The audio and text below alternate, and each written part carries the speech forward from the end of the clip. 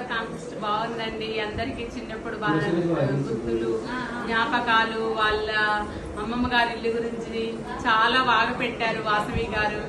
వాసవి గారు మీరు పెట్టినందుకు చాలా థ్యాంక్స్ అండి. అందరు చిన్నప్పటి గుర్తులు అమ్మమ్మ గారి ఇల్లు గురించి చెప్పడం చాలా హ్యాపీగా అనిపిస్తుంది. మేము అన్ని వీడియోలు చూస్తున్నాం, చాలా బాగుంది. మేము అమ్మమ్మ గారు మాకు నలుగురు పెద్దమ్మలు చిన్నమ్మలు అందరం కలిసి మా అమ్మ వాళ్ళు నలుగురు, మేనమామలు 2, అందరికీ కజిన్స్ మేమందరం 22 మెంబర్స్. అందరం అమ్మమ్మ గారు నల్గొండ డిస్టిక్ తిమ్మాపురం అనమాట. మేము అమ్మమ్మ వాళ్ళ ఇంటికి హాలిడేస్ వచ్చినాయంటే మంచిగా అమ్మమ్మ వాళ్ళ ఇంటికి వచ్చేవాళ్ళం. అందరము అక్కడ మంచిగా ఎంజాయ్ చేసేవాళ్ళము. అది పల్లెటూరు అనమాట. పల్లెటూరు అయితే మా అమ్మమ్మ వాళ్ళు ఏం చేసేదంటే మేమందరము ఎండాకాలం వచ్చిందంటే అమ్మమ్మ వాళ్ళ ఇంటికి వచ్చి మంచిగా అందరం కూర్చొని ఆడుకోవడము, అన్ని వానగుట్టలు ఆట ఆడుకునేది, పచ్చీస్ ఆట ఆడుకునేది. ఎండాకాలం వస్తే మా అమ్మమ్మ వాళ్ళ డాబా మీద ఎండాకాలం మంచిగా అందరం పడుకునే వాళ్ళము. ఈ తొక్కుడు పిల్ల ఆటలు అందరం పెద్దమ్మ వాళ్ళ పిల్లలు అందరం ఆడుకునే వాళ్ళము. మా అమ్మమ్మ వాళ్ళకు చేను ఉందన్నమాట, పొలము చేను అయ్యింది. ఆ బాయిల దగ్గర మాకు అందరికి స్విమ్మింగ్ నేర్పించేది. మా మామయ్య వాళ్ళు తీసుకుపోయి మా అందరికి స్విమ్మింగ్ నేర్పించేది. మా పెద్దమ్మ వాళ్ళ పిల్లలు మేము అందరం కలిసి స్విమ్మింగ్ నేర్చుకునేది. కాలువ దగ్గర పోయి కాలువ దగ్గర లేకుంటే బావులలో అట్లా నేర్చుకునేది. అమ్మమ్మ వాళ్ళు ఏం చేసేదంటే మంచిగా అమ్మమ్మ వాళ్ళకు శనక్కాయలు పండేది.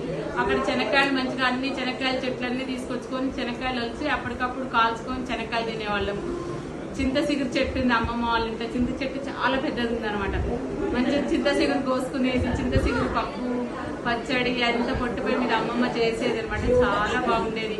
అమ్మమ్మ పాలు కూడా కుండలో ఎచ్చబెట్టి తోడేసేది అనమాట. ఆ కుండలో ఎచ్చబెడితే అసలు ఆ పొయ్యి మీద మంట పెట్టి పక్కన బొగ్గుల పొయ్యి మీద పాలు ఇచ్చిపెట్టేది. ఆ పాల పెరుగైతే ఎంత టేస్ట్గా ఉండేదండి. మరి ఇప్పుడు ఆ పాలతోటి కూడా అంత టేస్ట్ పెట్టేది. అమ్మమ్మ వాళ్ళకు బర్రెలు ఆవులు అన్నీ ఉన్నాయన్నమాట. అక్కడ పాలు తీసుకొచ్చి మంచిగా ఎచ్చబెట్టి చేసేది కూడా చాలా బాగుండేది. పాలు పెరుగు మంచిగా మేము బాగా తిని ఎంజాయ్ చేసేది. ఆ సమ్మర్లో 1 month 1.5 month దాకా ఉండేది అందరం కలిసి. అక్కడ అమ్మమ్మ వాళ్ళు ఏం చేసేదంటే వాళ్ళకి శనక్కాయలు బాగా పండేది అనమాట. పండితే అమ్మమ్మ ఏం చేసేదంటే అందరిని శనక్కాయలు కొట్టమనేది. అందరం పెద్ద హాల్ అనమాట అమ్మమ్మ వాళ్ళది. హాల్లో కూర్చొని అందరం శనక్కాయలు కొట్టుకునేది. శనక్కాయలు కొట్టుకొని ఎవరు ఎక్కువ గ్లాసు ఎవరు ఎక్కువ కొడితే వాళ్ళకి మిఠాయి ఎక్కువ అని చెప్పేది. అప్పుడు మేము ఏం చేసేదంటే అప్పుడు మేము అందరం ఒక్క ఏజ్ వాళ్ళమే ఉన్నాం అనమాట. అట్లా 22 members ఉన్నాం అనమాట. ఒక 10-12 members శనక్కాయలు కొట్టి మిఠాయి మంచిగా అమ్మమ్మతో మిఠాయి తెచ్చుకొని ఎవరు ఎక్కువ కొడితే నేను 2 గ్లాసులు కొడితే నాకు మరింత మిఠాయి అట్లా ఎంజాయ్ చేసేది అనమాట. చింత చిగురు మంచిగా కోసుకొచ్చుకునేది. అన్ని అమ్మమ్మ వాళ్ళకి తోట కూడా ఉందనమాట. మామిడికాయలు చింత చిగురు అన్ని అసలు ఫుల్ ఎంజాయ్. అవి పండినా కూడా అమ్మమ్మ వాళ్ళకి దొరికి కూడా పక్కనే ఉండేది. బర్రెలు ఆవులు అన్నీ ఉండేది అనమాట.